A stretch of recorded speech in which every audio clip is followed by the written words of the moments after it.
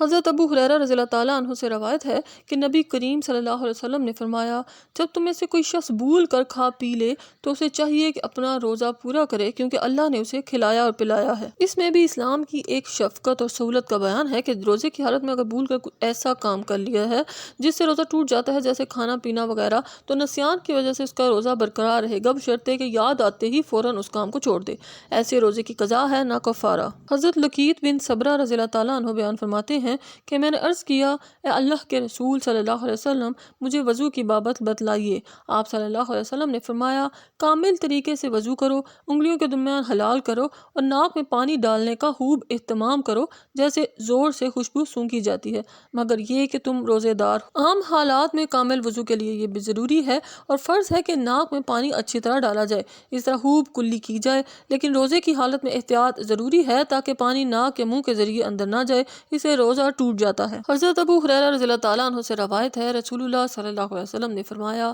جب تم میں سے کسی کا روزے کا دن ہو تو نہ دل لگی کی باتیں کرے اور نہ شور و غل کرے، چنانچہ اگر کوئی اس کو گالی گلوچ کرے یا اسے لڑے تو کہہ دے، میں تو روزے دار ہوں۔ جہاں تک ہو سکے اپنی زبان کو اللہ کے ذکر و تلاوت قرآن میں مشغول رکھے۔